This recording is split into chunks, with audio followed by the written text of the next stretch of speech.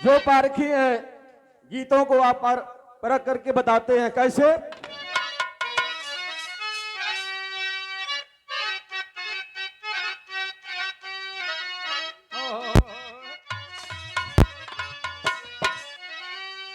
कि देखे बिना जे करा के, अरे देखे बिना जे करा के अब ना चयनवा। यही वह जमाना है, आदमी दिल में बसा लेता है, लेकिन समय जब बदलती है तो करता क्या है कि देखे बिना जे करा के अब ना चयनवा, ओहू से प्रीतिया घट जाले।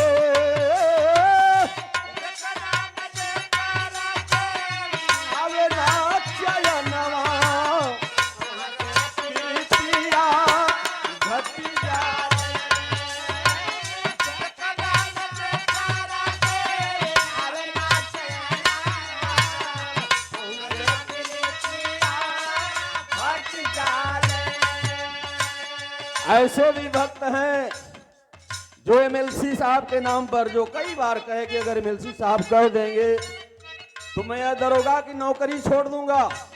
बैठे हैं हमारे मामा आदरणीय जयकरण यादव दरोगा जी, बहुत बहुत प्रणाम करता हूं। गुरु ने क्या दिया अपने चेले को? बहुत कुछ मिलता है, गुरु से ज्ञान मिलता है।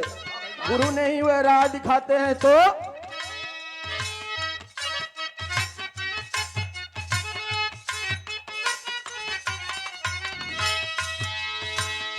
ज्ञान लेवे जाले शिष्य,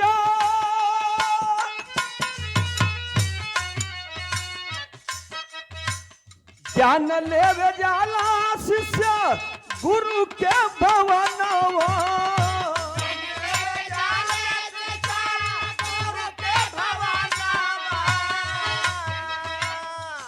और ये आशीर्वाद अनमोल पुरस्कार गुरु जी के ओर से परम आदरणीय परम सम्मानित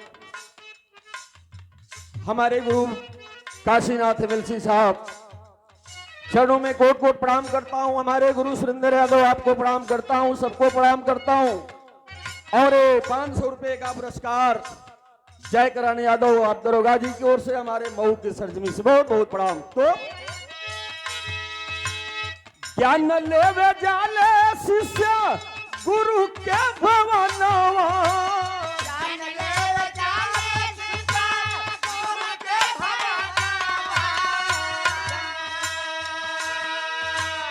विद्यालय समय पावे ज्ञान के खजानावा।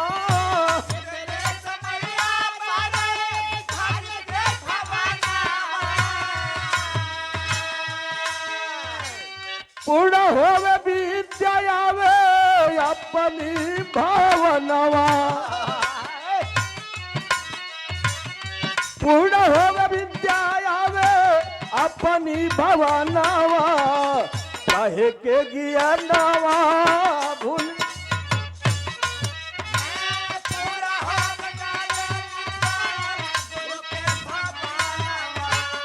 गुरु से प्रीतिया यह अहंकार या मैं किसी का चला नहीं।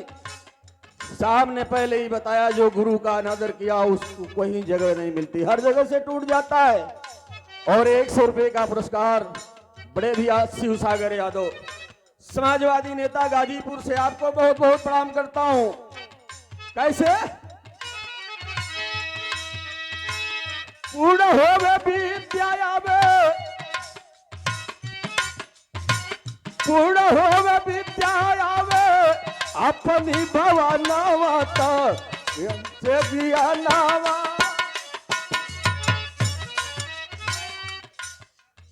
और हमारे बड़े भाई विराट के अन्य भक्त हैं, हमारे गुरुजी के सुरेंद्र यादव के रिश्तेदार हैं, रमेश यादव दहनू से, भैया के प्रणाम बा। सब भाई इनके नमस्ते प्रणाम, आशीर्वाद की कामना है। दूसरी लाइन, कैली दुलार माई दूधवा पियावली, कैली दुलार माई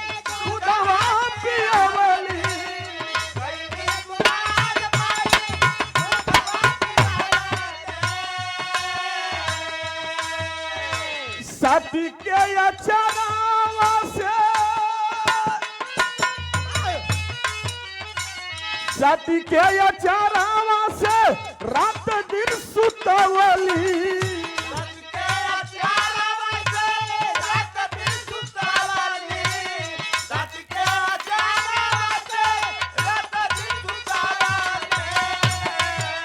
वह माँ का प्यार वह दुलार, लेकिन कब भूलता है। भाईली सगाई आईली दुल्ही अंगनावा, भाईली सगाई आईली दुल्ही अंगनावा तो माई से प्रीतिया घट जाले।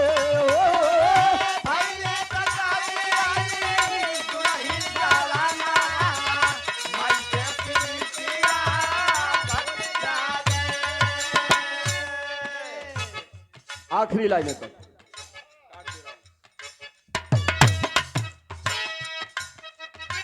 खैले कसम दूनो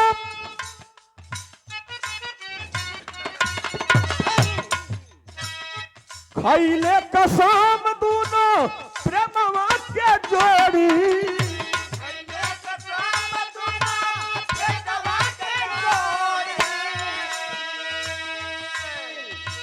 प्रेमवा के डोर कब काल बिना तोड़ी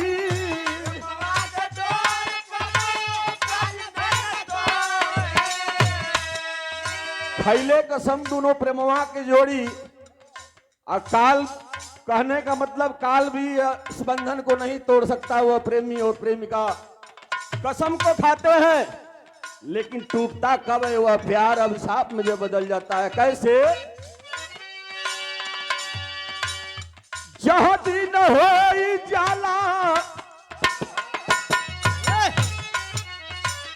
जहाँ दिन हो जाला बाबू रत्ती दनवा, जहाँ दिन हो जाला बाबू रत्ती दनवा तो फिर से प्रीतिया घट जाले।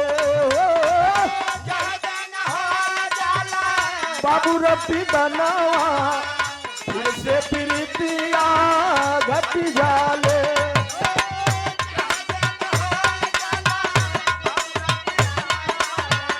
फिर से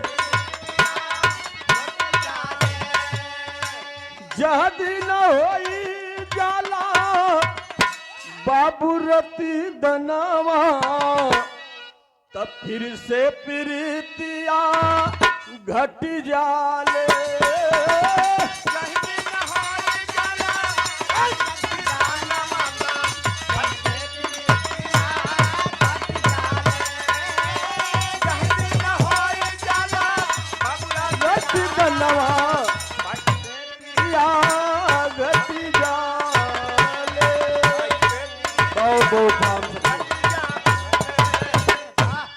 हेलो